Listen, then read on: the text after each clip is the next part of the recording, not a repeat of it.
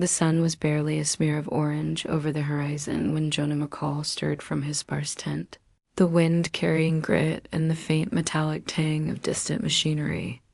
His ranch, a sprawling expanse of cracked earth and thorn scrub, had always been his refuge from the chaos of the outside world, but today the stillness felt wrong.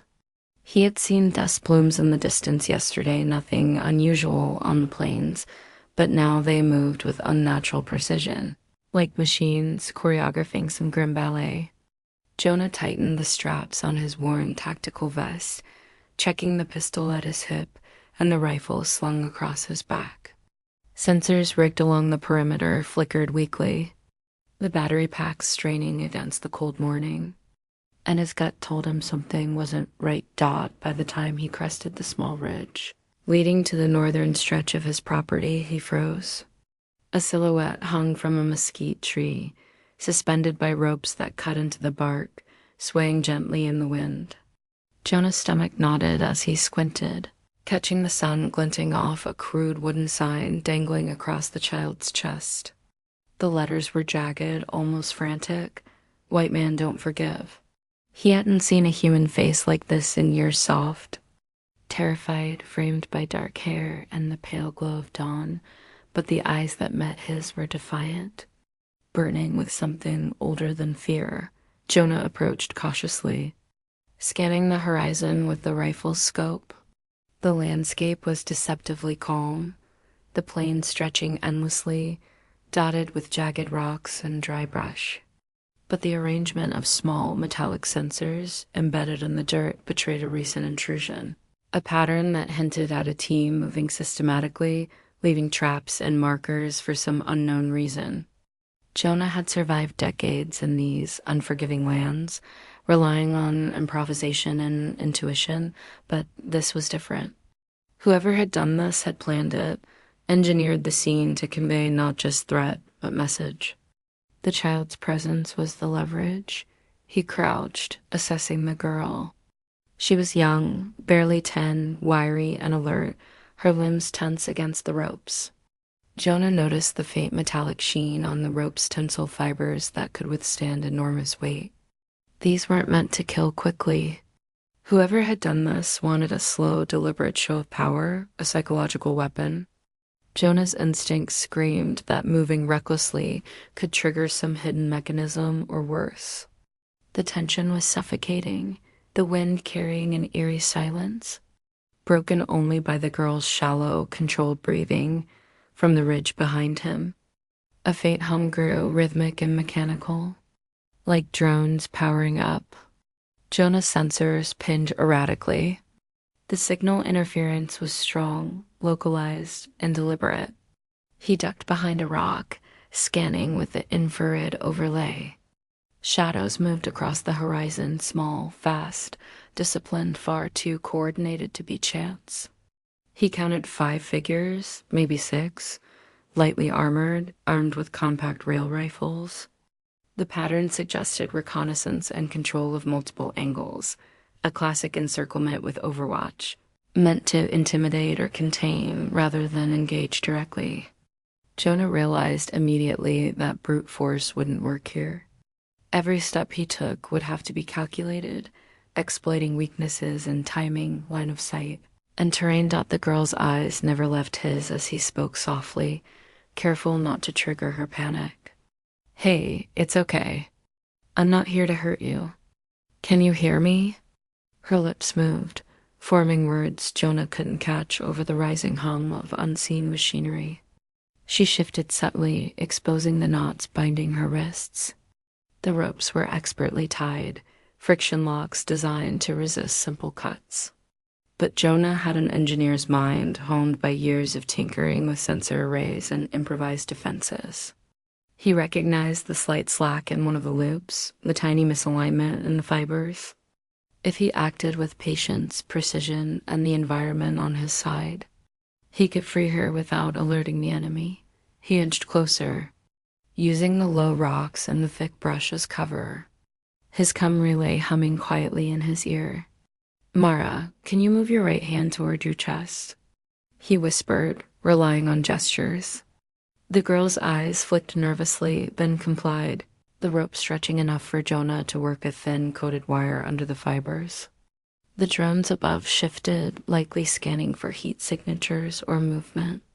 Jonah froze, holding the wire steady, feeling the vibration of distant engines through the rock under his palms. Timing would be everything. A sudden flash of movement caught his peripheral vision. One of the shadowed figures had detached from the formation, moving with silent grace across the plain. Jonah's heart pounded. The figure was approaching from the east, carrying a device that looked like a kinetic sensor array, capable of triggering either a shock or an alert. Jonah pressed flat against the ground, calculating trajectory and line of sight. He couldn't engage directly. He had to manipulate the environment. Using his small, weighted wire tethered to a rock, he released a ricochet trap, clattering a few meters away. The figure froze, recalibrating sensors, giving Jonah the precious seconds to work the rope's tension. The rope snapped with a sharp pop. Mara dropped silently to the ground, rolling instinctively to absorb the impact. Jonah grabbed her hand, pulling her behind the rocks as the intruder's sensors pinged red, and the drone swarm above adjusted. Mara's breathing was ragged but controlled. Her eyes were wide with terror, but Jonah could see the spark of something deeper knowledge that survival depended on wit, not raw strength. He whispered, "We move fast. Stay low. Trust me." She nodded, gripping his hand tightly. They sprinted through a narrow corridor of scrub and rocks, Jonah analyzing every ridge and shadow for possible enemy lines. The drones swiveled, infrared overlays marking them in red. Their movements were predictable once he identified the pattern, a circular sweep with intermittent pauses, covering all escape routes. Jonah had 20 seconds to exploit the blind spot. He launched Mara over a low boulder, teaching her silently to minimize her heat signature, while he rolled over, covering her with a suppressed rail pistol. The shot hit the dirt near a drone relay, frying a minor sensor array without triggering the main network dot as they ran. Jonah realized this was no ordinary ambush. Whoever had set this up had intimate knowledge of local terrain and likely access to off-the-grid satellite feeds. The child had been bait, yes, but also a lure to expose Jonah's capabilities. His reaction speed, his improvisation under extreme pressure. Each step forward was a chess move, a test of instinct versus calculation. He had survived long enough to know that retreat alone wouldn't solve anything. Counterintelligence, improvisation, and exploiting patterns would be essential. They reached a narrow ravine just as the first of the larger, automated surveillance units descended into view. The low hum of electromagnetic shielding detectable even without sensors. Jonah whispered instructions quickly, teaching Mara to duck under the camouflage netting, to move against the flow of wind and dust to mask heat signatures. The enemy was closing in, and he knew one mistake would mean capture or death, not just for him, but for Mara. He checked his ammo and energy reserves. One rifle, a few magazines, and a single prototype EMP device rigged in his pack. It might be enough to carve a gap if he timed it perfectly. Then a sudden crack echoed across the plain. A secondary figure, unseen until that instant, had climbed a ridge, silhouetted against the rising sun. A laser designator locked on Jonah, tiny sparks glinting off the targeting system. Mara stiffened. Jonah's mind raced. Direct confrontation was suicide, but the ridge itself was loose sandstone prone to collapse. Using instinct and experience, he aimed carefully at a precarious outcrop, hitting it with a single well-placed round. Rocks tumbled down, disrupting the line of sight and throwing the designator off balance. The figure faltered, giving Jonah a narrow window. He pulled Mara into the ravine deeper, pressing against the cool earth, listening to the cacophony above. Drones swarmed in calculated arcs, but their programming didn't anticipate improvisation using environmental hazards. Jonah muttered to Mara, "You can make it if you follow me and keep your head down." "Nothing else matters right now?" She nodded, trust hardening in her gaze. From the ravine, Jonah scanned outward. The enemy was reorganizing, their movements now erratic. He realized they hadn't anticipated a counterintuitive response using terrain as a weapon, using observation and timing instead of brute firepower. Jonah made a decision. They wouldn't just escape. They would turn the plains against their pursuers, turning ambush into counter-ambush. But he knew the moment would be fleeting. The enemy adapted fast, and every second delayed risk detection and elimination. A low, mechanical whistle rose, signaling a new wave. Jonah froze, listening to the rising thrum. More figures, more drones, and something larger armored units advancing over the distant plateau. The child's hand tightened in his, eyes wide but resolute. Jonah whispered, "Hold on. We're not finished yet." The wind shifted, carrying with it a faint metallic resonance, a warning, and the distant flash of something impossible, a precision-engineered quad drone. Far faster and smarter than anything Jonah had seen in the field. It hovered on the ridge, scanning in arcs, its sensors locked on Mara's faint heat signature. Jonah's mind raced, assembling a plan in fractions of a second. He had one shot to manipulate the terrain, the environment, and the mechanical beast before it spotted them fully. One misstep would be fatal. The message was clear. The game had begun, and the stakes were higher than anyone could yet measure. The cave smelled of dust and old stone. A suffocating stillness that pressed against Cole's lungs as he crouched beside the girl. Her small hands shook, clinging to his arm like a lifeline, and he could feel the rapid thrum of her heartbeat against his side. Outside, the canyon remained silent, but Cole knew better than to trust silence. It was the lull before the storm. He took stock of their immediate situation, no reinforcements, limited weapons, and the enemy watching from multiple vantage points along the ridges. Improvisation would carry them only so far. To survive, they needed a plan and fast. Cole scanned the cave walls. Natural indentations offered partial concealment, but also limited lines of sight. He needed more. Pulling a small mirror from his pack, he peered through a crack in the rock face, angling it to catch the ridges above. Two figures, patrolling with calculated steps, swept the terrain in a slow, deliberate pattern. Their rifles gleamed, glinting in the late afternoon sun. He could count the cadence of their patrol, estimate the distance, and discern a weak point. One of them always paused near a boulder outcrop. Leaving a brief window to slip past without detection, Cole whispered instructions to the girl. "Stay low, step where I step, and do exactly as I say." Her eyes were wide, but her nod was determined. Survival, he realized, wasn't just about brute force. It was about teaching someone else to move like the terrain was alive and every step mattered. He led her to the cave mouth, timing their movement with the patrolling figure's momentary pause.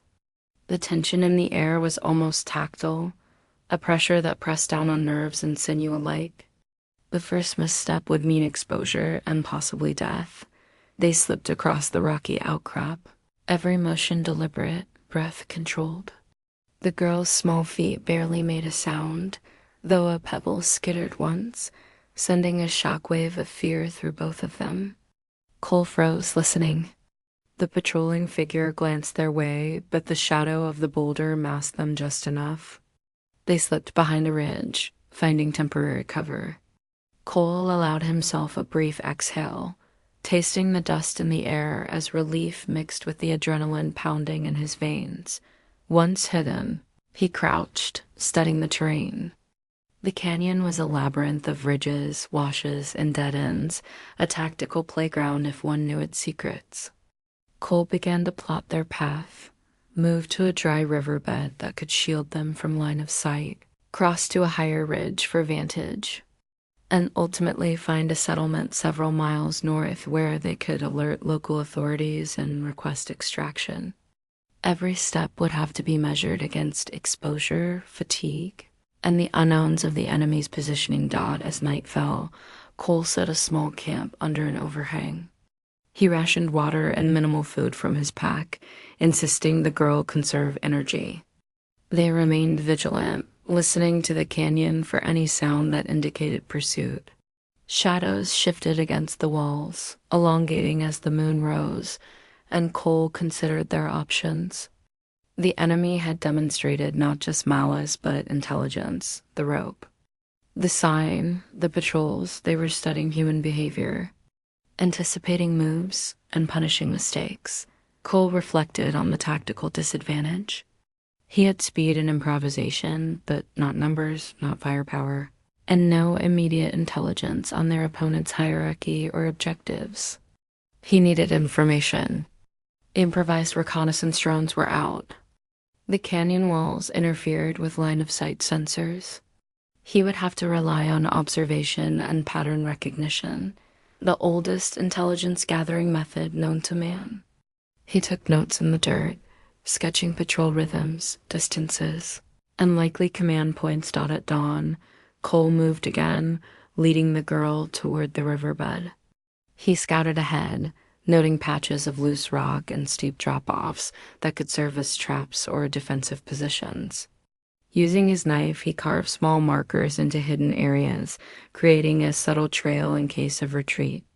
The girl followed quietly, her small hand occasionally brushing against his arm for reassurance. Cole recognized that teaching her to read the terrain and anticipate danger was as crucial as finding safety. Every step became a lesson in survival, every observation a strategy for life. Hours later, they reached a point where the canyon widened into a shallow plateau. From here, they could observe the distant settlement lights without being seen. Cole set the girl down behind a boulder and peered through a pair of binoculars, mapping the terrain for potential obstacles. It was then that he noticed something new, a faint trail of dust, parallel to their route, slightly out of sync with natural wind patterns. Someone had been tracking them. His heart sank. The enemy was adaptive, adjusting their tactics in real time. Improvisation alone would not suffice. They needed leverage.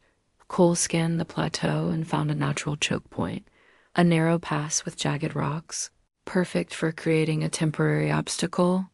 He led the girl to a small side canyon and began arranging boulders, rocks, and debris to slow or misdirect pursuers. Each placement was deliberate, based on weight, trajectory, and the likelihood of triggering movement alerts. This was a small tactical victory, but one that gave them a marginal advantage. The first skirmish had taught him that the enemy relied on predictability, and unpredictability could be exploited. By late afternoon, movement appeared along the ridge above. Cole signaled the girl to crouch and remain silent. 2 enemy scouts approached, rifles raised. He observed their patterns, noting hesitation, overconfidence, and subtle tells, the micro-expressions and shifts that indicated thought processes. When the scouts reached the choke point, Cole initiated a minor rock slide, sending gravel tumbling and startling them. They fired instinctively, but the canyon walls swallowed the sound.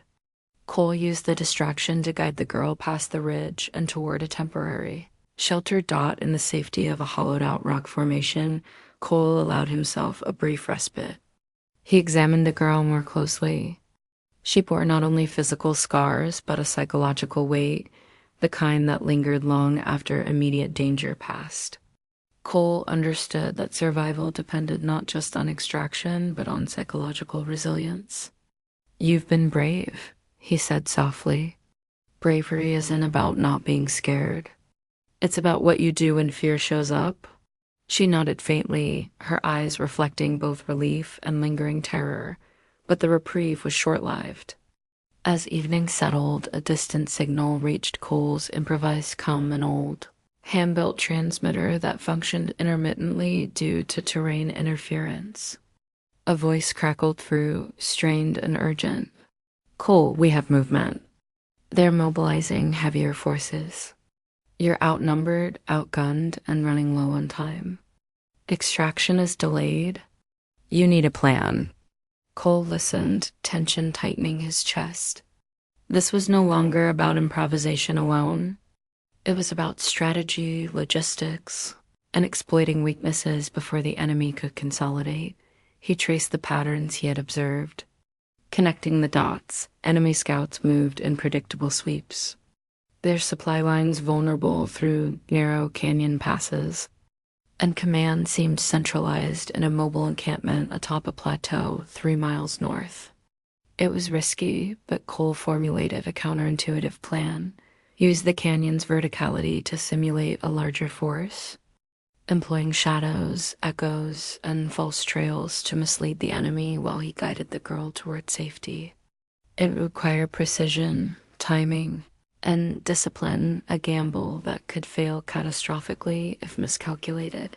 Cole set to work, teaching the girl how to use terrain to her advantage. They created false tracks, tossed rocks to simulate footsteps, and used the canyon's echo to suggest larger movement. He reinforced her confidence with careful encouragement.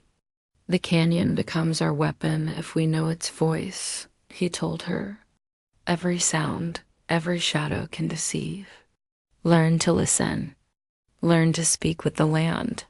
The girl absorbed his instructions quickly, a natural aptitude shining through the fear. She became an active participant, not just a passive survivor. Night fell, bringing with it a cold wind that cut through clothing and bone. Cole and the girl moved under cover of darkness, timing each step with the slightest shift in moonlight, using the shadows to their advantage. Enemy patrols shifted, reacting to misdirection, while Cole guided her along hidden ledges and narrow ridges. They avoided the main paths, relying instead on migratory crevices, outcrops, and hidden gullies. It was grueling, exhausting work, but the tactical advantage grew with every careful maneuver dot as dawn approached. Cole and the girl reached a vantage point overlooking the enemy encampment. Fires burned in neat rows, figures moving between tents, oblivious to the ghosts in the shadows above. Cole's mind raced with possibilities.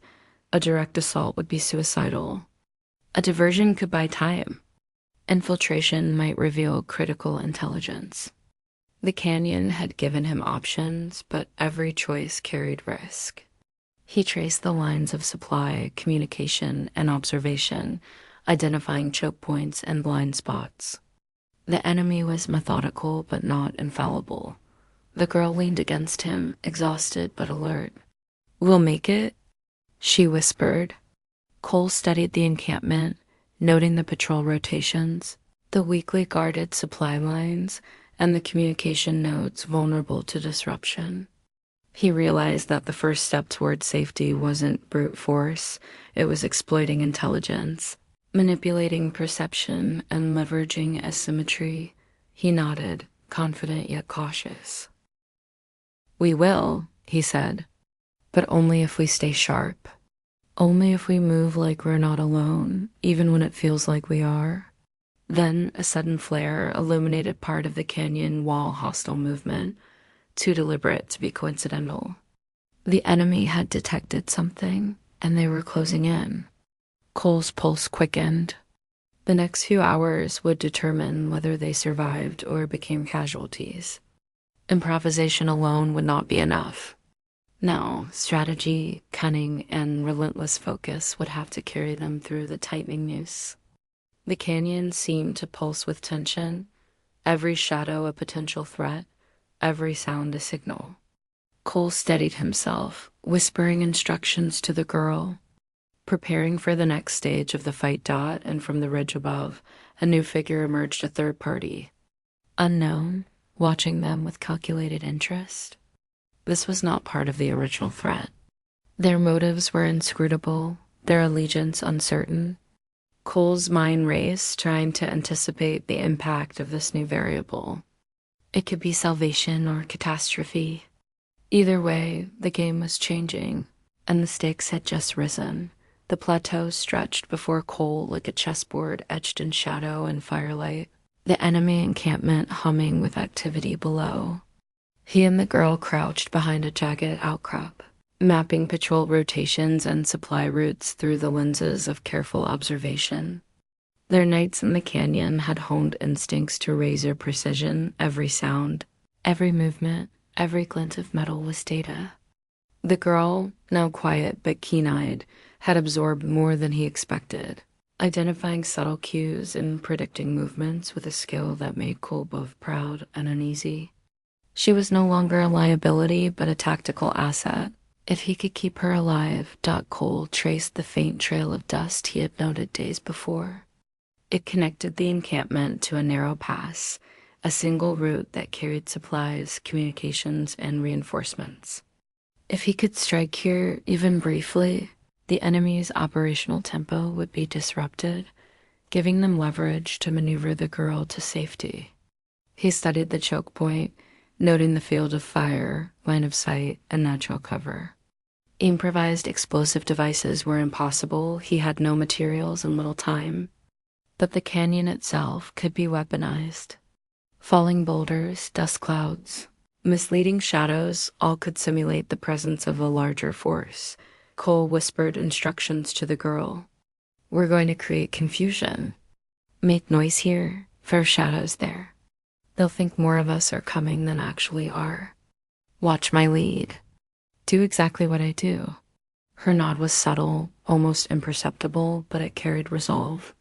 They slipped along the rocky ridge, descending into a hidden crevice that led toward the pass.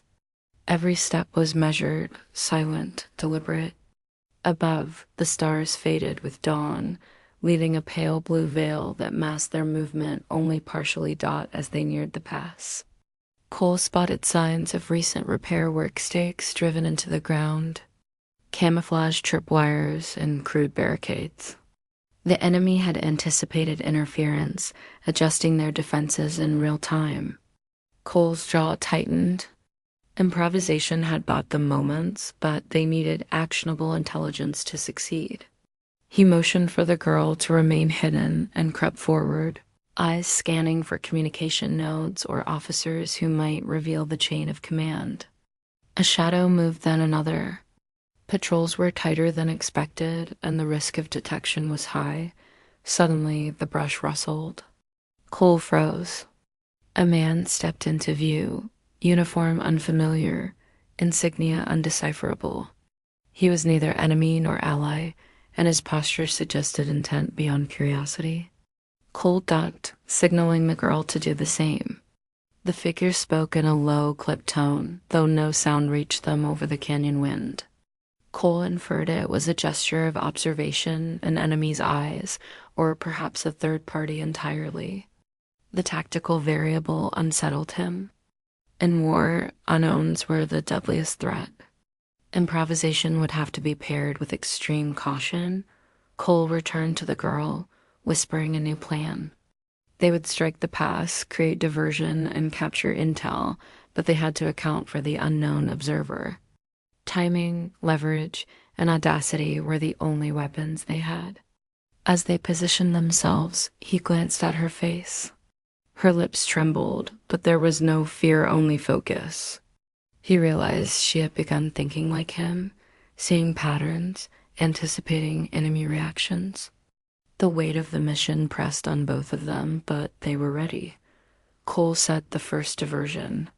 He rolled a large rock down the slope, aiming it to collide with smaller stones that clattered toward the pass.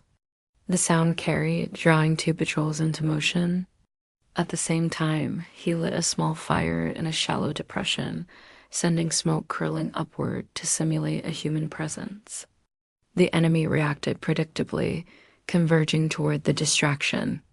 Cole seized the moment, leading the girl along a hidden channel. Drawing closer to the choke point, they reached the pass undetected. Crouching behind boulders as supply wagons crept slowly through the narrow corridor, Cole noted the configuration of guards, 2 on each flank, 1 central observer. The wagons carried crates, possibly ammunition and food-critical resources. A small strike here could cripple operations. He signaled the girl, teaching her to roll small stones to trigger tripwires, drawing attention without exposing themselves. She executed flawlessly, a quiet thrill in her eyes as the enemy's attention shifted away from the primary target. The strike began. Cole leapt onto the lead wagon, knife in hand, cutting bindings and creating a minor disruption. Guards fired, but the canyon amplified their sound and masked their positions. The girl mimicked his movements, taking a hidden position to misdirect another patrol. Chaos ensued. The wagons swerved, supplies scattered, and patrols scrambled to contain the unexpected breach. Cole's calculations were correct. The enemy overcommitted to the wrong direction, leaving critical areas exposed. They were exploiting human error, turning ingenuity into battlefield advantage, but the cost became clear immediately. One guard, a tall man with a grim expression, fired a shot that ricocheted off stone, grazing Cole's shoulder. Pain lanced through him, sharp but manageable. He suppressed the urge to shout, focusing on the tactical objective. Adrenaline sharpened his senses as he and the girl maneuvered through the canyon, using smoke, shadows, and sound to simulate a larger attack force. They were invisible phantoms, striking without facing the full weight of the enemy's numbers. The operation achieved its first objective, disruption. Supplies were damaged, patrols confused, and enemy morale shaken. Cole and the girl withdrew into hidden gullies, observing the aftermath. But victory was tempered by the grim realization that the enemy had adapted. Reinforcements were moving along secondary routes, and communications indicated that command had learned of their interference. The third-party observer had disappeared, leaving only the mystery of intent and allegiance. Every tactical gain now carried amplified risk. Cole examined the captured supplies. Inside the crates were maps, ration allocations, and rudimentary communication devices. He quickly deciphered patterns, noting vulnerabilities in supply chains and possible weak points in the encampment. Each piece of intel was a stepping stone to survival. The girl watched intently, absorbing lessons in observation, pattern recognition, and improvisation. Cole realized she was transforming, evolving into a partner capable of contributing to strategic planning rather than mere obedience. As they retreated into deeper canyon territory, a second shock awaited. From above, a familiar shadow emerged, the enemy sniper who had first attempted to shoot the girl. He had flanked them, adapting to Cole's improvisation. Cole's eyes narrowed. The sniper's patience and skill indicated not just experience, but intelligence gathering, someone who's studied human behavior like a chess master. Cole's advantage of surprise was slipping. Mistakes had escalated. They would have to strike decisively or risk annihilation. The sniper fired. The bullet whined past Cole's ear, embedding in a boulder behind them. The girl flinched but did not cry. Cole countered, using a combination of dust clouds and misdirection to obscure their path, retreating deeper into the canyon. Every movement was tactical, every decision weighed against exposure, reaction, and consequence. Improvisation alone would not suffice. Strategy, discipline, and rapid adaptation were imperative. Hours later, they discovered evidence of betrayal. Among the scattered supplies, Cole identified communication notes not belonging to the primary enemy faction. Someone had been feeding information, orchestrating ambushes with an inside advantage.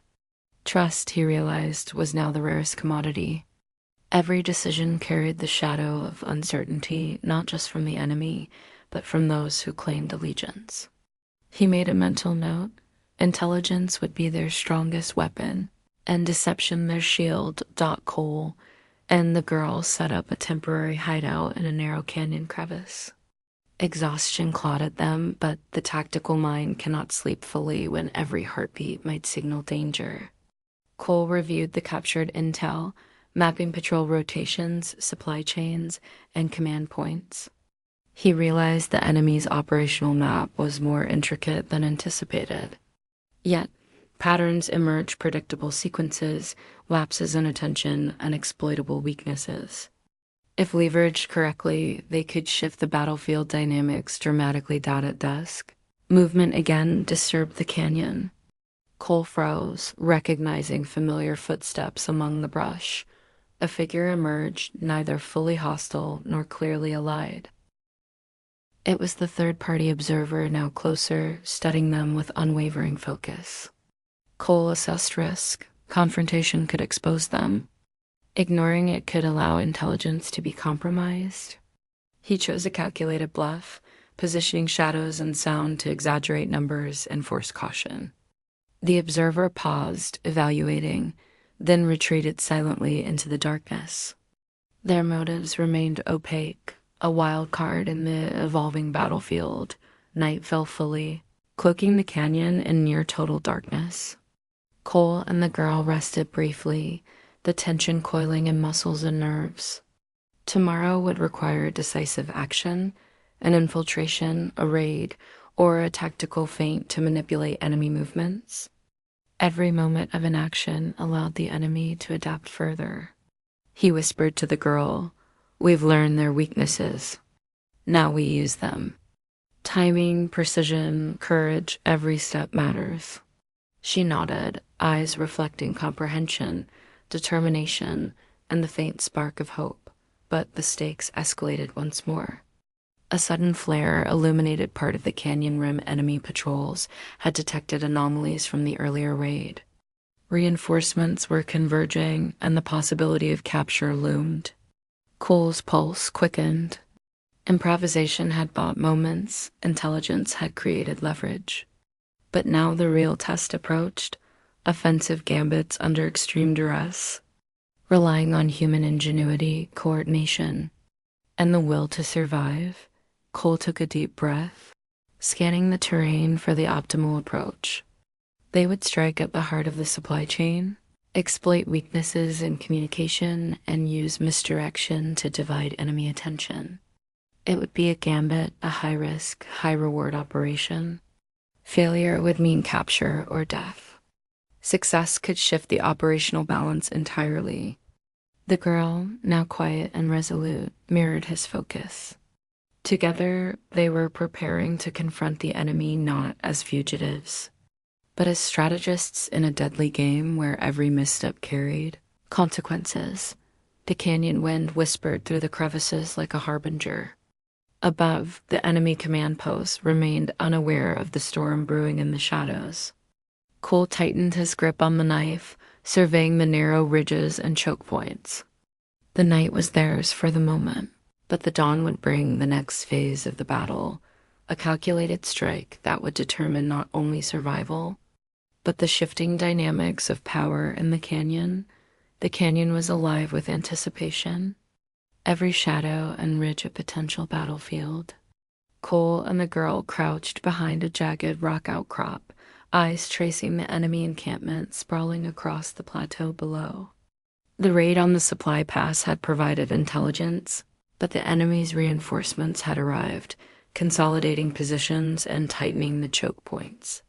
The moment had come for a decisive strike, not improvisation alone, but a coordinated, multi-vector operation leveraging terrain, timing, and deception. Cole laid out the plan, sketching crude diagrams in the dirt.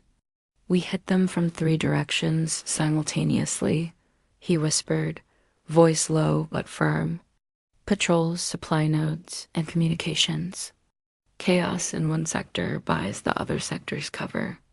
Shadows and misdirection will make them overestimate our numbers." The girl leaned close, absorbing every word.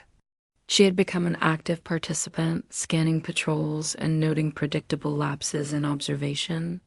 Cole knew that if she faltered, it could cost them everything, but she was ready. More than ever before, they moved first under the cover of a pre-dawn fog. Cole led the girl along a narrow ridge to a concealed overlook of the main encampment. From here, they could initiate their first vector, a feint along the supply line. Using dust, shadows, and improvised noise generators fashioned from rocks and hollowed logs, Cole simulated a larger assault force approaching from the north. Enemy patrols reacted predictably, converging toward the phantom threat, leaving the central command node vulnerable. Cole and the girls slipped through a series of hidden gullies and natural tunnels, advancing toward the communications hub. The canyon funneled movement, giving them natural cover but also limiting escape routes. He whispered tactical instructions: stay low, move with me, anticipate sound reflection. Echoes can betray us. Every step required acute awareness. A single misstep could trigger alarms across the encampment. As they approached the hub, Cole surveyed the guards. 3 stationed near the entrance, 1 pacing in a semicircle, rifles slung and alert. He identified a momentary lapse in synchronization, a pattern of breathing and pacing that allowed microseconds of vulnerability. The girl mimicked his movements, learning to blend shadows with body language. In a single coordinated sweep, Cole disabled the lead guard with a non-lethal strike, the girl moving silently to distract the others. The hub was theirs, if only briefly. Inside, rudimentary comm panels blinked with telemetry and encrypted chatter. Cole worked quickly, rewiring circuits to loop signals, creating false transmissions to suggest movement where none existed. The hub's comms were now feeding misinformation, triggering confusion across patrols and command centers. Cole felt a surge of grim satisfaction. His plan was unfolding. The girl, crouched beside him, monitored the display, eyes scanning for patterns, ready to assist. Their synchronization was precise, the result of days spent moving, observing, and improvising together. Outside, the second vector commenced. Cole's decoy forces, simulated through shadows and noise, drew reinforcements from the eastern ridge. Dust clouds rolled down slopes, rocks tumbled in controlled sequences, and the canyon echoed with phantom movements. Enemy response was frantic and disorganized. Cole calculated each timing with precision, ensuring that every diversion aligned with the movement toward the hub and the third vector, the assault on the supply nodes, but victory demanded sacrifice. Cole knew he couldn't cover all sectors alone. The girl, now seasoned in observation, was instructed to maintain surveillance and relay signals through hand-coded markers. Every motion she made was crucial, every blink and movement timed to signal shifts in enemy deployment. She hesitated briefly, fear mingling with determination, but the gravity of the mission overrode hesitation. Cole's presence, steady and calm, anchored her focus.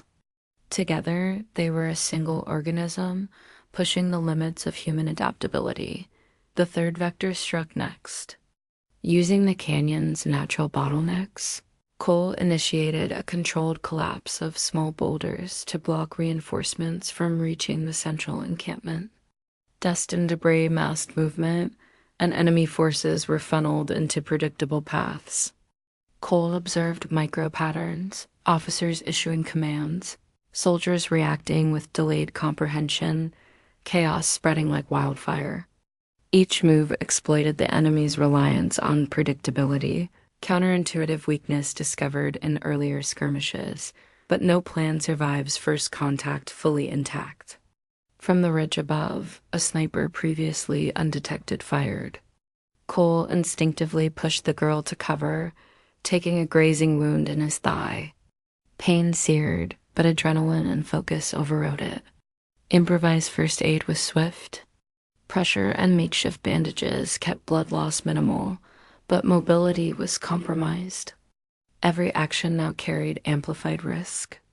Retreat was no longer simple. Extraction would require calculated movement and timing, not speed alone. The hub's cum loops worked, but Cole realized the enemy was adapting rapidly. A countermeasure emerged, an officer dispatched to investigate anomalies. Cole's mind raced. They couldn't hold the hub indefinitely. The mission's objective shifted from occupation to intelligence capture and controlled disruption. Time was the limiting factor. Every second counted, and every miscalculation could tip the balance toward catastrophe. Cole signaled the girl. We move, now. They navigated concealed corridors within the canyon, exiting toward a prearranged rendezvous point. The enemy, confused by the com interference and the Faint's misallocated forces. Cole's calculations held, allowing them to slip through the outer perimeter unseen. But as they reached the extraction zone, a shocking revelation awaited. One of their temporary allies, the third-party observer, revealed themselves not as a neutral party, but as an enemy liaison embedded within what Cole had assumed was unaligned territory. The betrayal was swift and brutal, complicating their extraction and putting both lives at immediate risk. Cole's tactical mind adapted. Using debris in the canyon's natural cover, he improvised a defensive position, channeling the enemy into a narrow choke point. Gunfire and ricochets echoed, rocks tumbled, and dust swirled in clouds that masked movement. The girl followed precise instructions, using shadows to misdirect, laying traps with rocks, and creating auditory illusions to simulate greater numbers. The betrayer faltered, miscalculating exposure, giving Cole and the girl a slim advantage. Every moment demanded precision. Cole considered options: direct confrontation, risk capture. Diversion might allow the girl to escape. Improvisation could buy seconds, but not guarantee survival. He opted for a combination: a feint toward the betrayer, simulated pursuit, followed by a stealthy exit along a narrow ridge. Timing was critical. Even a second's delay would be fatal. The girl mirrored his movements with uncanny precision, a testament to training forged in fire, stress, and trust. As they navigated the ridge, the betrayer recovered, recognizing the deception. Shots rang out, ricocheting off stone. Cole felt a sudden impact against his shoulder. The earlier wound aggravated, but he suppressed pain, forcing movement with grit and sheer will. The girl stumbled briefly, but regained footing under his whispered guidance. They reached the edge of the ridge, overlooking a riverbed that could conceal further movement. Here, Cole made the pivotal decision, a calculated surrender of position to manipulate enemy perception. By exposing a minimal decoy footprint, they convinced the betrayer's contingent that their quarry had retreated into an inaccessible canyon sector. The enemy fell for the ruse, redeploying forces away from the true extraction path. It was audacious, risky, and relied entirely on discipline, timing, and trust in human psychology. Every movement, sound, and shadow had to align. The girl, now fully immersed in tactical reasoning, executed her part flawlessly. She used dust, shadows, and hand signals to reinforce the illusion. Cole observed her with a mixture of pride and tension. She had become more than a survivor. She was a strategist in miniature, a partner in the deadly game. The betrayal's impact was mitigated, and the multi-vector operation had achieved its primary objective: disruption, intelligence capture, and extraction feasibility. Finally, they slipped into the riverbed, using the terrain to mask movement from distant observers. Cole's injuries throbbed, but adrenaline and focus carried him forward. The canyon's natural curves and boulders allowed them to evade pursuit, reaching a concealed hollow where temporary rest was possible. Cole treated his wounds more thoroughly, improvising a splint and reinforcing bandages. The girl, exhausted but alert, remained vigilant, understanding that the operation was not yet complete out above. Distant patrols moved through the canyon, scanning and searching. Cole noted micro-patterns in their behavior, reinforcing lessons learned: asymmetry, improvisation, and psychological manipulation could overcome superior numbers. But the cost was tangible. His body bore the first serious injuries of the operation, and the girl's mental fatigue was evident. They had survived a decisive engagement, disrupted enemy operations, and exposed betrayal, but at the price of exhaustion. Exposure and escalating risk, Cole whispered. Almost to himself, we've bought time, but tomorrow demands more. Discipline, coordination, and precision will carry us further than luck ever could. The girl nodded, understanding both the literal and symbolic weight of his words. Together, they had executed a multi-vector operation, leveraged terrain, and navigated betrayal and uncertainty. Yet the enemy remained adaptive, relentless, and dangerous. The final phase, the endgame confrontation, loomed, and both knew that survival would demand the ultimate synthesis of strategy, courage, and sacrifice. The first light of dawn painted the canyon a cold, pale gold, illuminating every ridge, crevice, and shadow with unforgiving clarity. Cole and the girl crouched behind a jagged outcrop near the riverbed, surveying the enemy encampment below. The multi-vector operations of the previous night had left chaos in their wake, supply lines disrupted, communications corrupted, patrols in disarray. Yet the enemy still retained the plateau, entrenched and adaptive, with snipers, mobile squads, and fortified positions. The stakes were higher than ever, and failure now meant total annihilation. Cole reviewed the tactical map he had etched into the dirt, refreshed by the intelligence gathered during the raids. The choke points, supply nodes, and communication hubs were all visible, and he had identified a weak link, the northern ridge. Lightly defended, but commanding the most advantageous firing positions over the central encampment. Control of that ridge could allow a precision assault on the enemy's command structure while minimizing exposure. The operation required timing, coordination, and sacrifice. Any misstep would be fatal. He turned to the girl, her eyes alert, her movements now almost automatic. She had learned patience, observation, and tactical improvisation over the past days, and now she was more than a survivor. She was a partner. We take the ridge first, Cole whispered, pointing to the northern approach. From there, we strike at their command. Precision, not numbers, will win this. Follow my lead. Trust your instincts. Move when I say move. She nodded, her lips pressed into a firm line. Fear remained, but it had been tempered into focus and determination. The approach to the ridge was treacherous. Narrow ledges, loose stones, and steep drop-offs made every step a gamble. Cole led, testing footing, gauging the slope, and setting microbeats for the girl to mirror. One misstep could alert snipers or trigger a cascade of rock falls. The wind bit at their faces, carrying dust and debris, masking the faint sounds of distant patrols. Cole relied on rhythm, timing, and instinct, their only allies against superior firepower and entrenched defenses.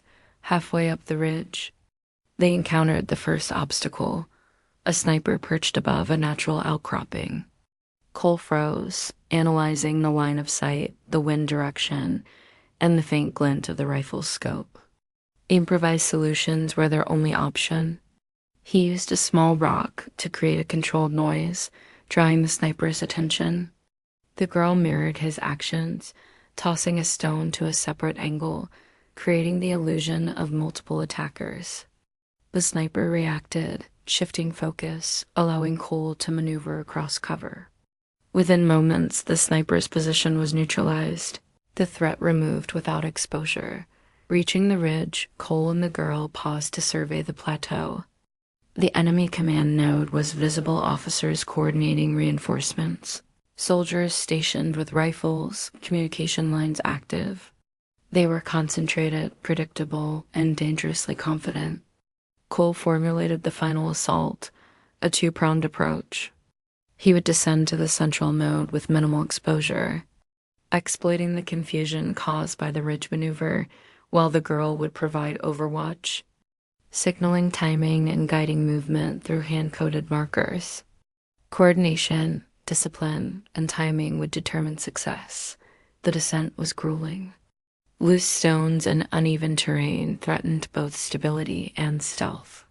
Every creak, every movement of dust was accounted for. Cole moved like a shadow, controlling each step with precision.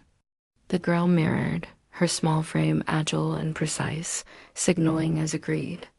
Moments of hesitation could unravel the plan. Each microsecond demanded acute focus. They reached the final approach, a narrow pass that opened onto the encampment's heart. Cole initiated the strike. Using calculated bursts, he neutralized the nearest guards with precision, each movement deliberate, each action silent. The girl used signals to manipulate remaining patrols, guiding them into blind spots and away from the primary assault. The chaos was immediate but controlled, the enemy unsure of numbers, positions, and direction. Cole advanced through the command tents, severing communications, securing critical intelligence, and ensuring that no civilians or non-combatants were harmed in the operation. Discipline governed every action, yet the operation exacted its toll. Cole felt a sudden impact to his ribs. A soldier had survived initial engagement and fired from a concealed position. Pain flared, sharp and unrelenting, but he pressed forward, drawing on adrenaline and sheer will. The girl, positioned at a vantage point above, guided him, identifying threats and marking lines of fire. Together, they moved with coordinated precision, exploiting the terrain, timing, and enemy confusion. Every action was calculated, every step the product of discipline, intelligence, and hard-earned experience. The pivotal moment arrived when Cole reached the command tent. Officers scrambled, attempting to restore order, but the confusion outside and inside left them disoriented. Cole disabled critical equipment, neutralized weapons, and forced key personnel into surrender. The girl signaled from above, noting positions of remaining threats and timing the final movement to maximize control while minimizing exposure. The culmination of strategy, improvisation, and discipline reached its apex dot as the last officer raised hands in surrender. A distant shout drew attention. Reinforcements were approaching from a secondary route. Cole acted decisively, using pre-positioned debris and natural barriers to channel enemy forces into a narrow corridor where they could be controlled and delayed. The girl deployed dust clouds and created auditory illusions to exaggerate numbers, buying critical seconds. Every tactic relied on the principles he had imparted: anticipation, coordination, and exploiting predictable behavior. With reinforcements delayed, Cole secured the plateau.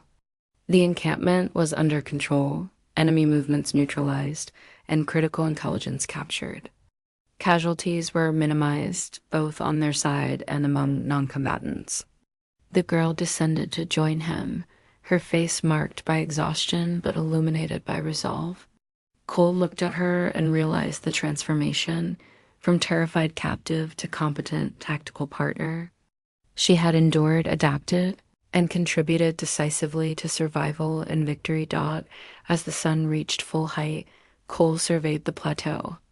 The cost was visible: terrain scarred, supplies disrupted, enemy morale shattered.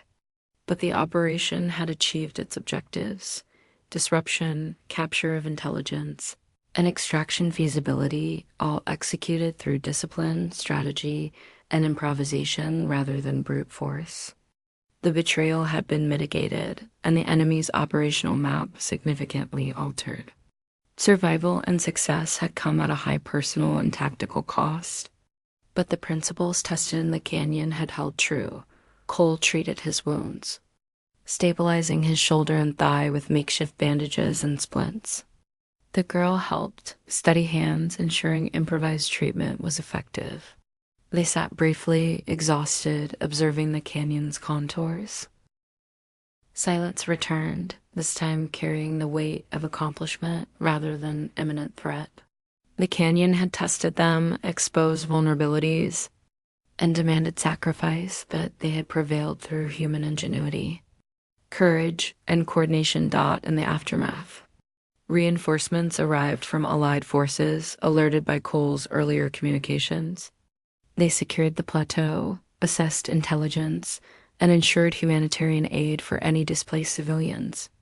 Cole and the girl were debriefed, recognized for both bravery and strategic acumen.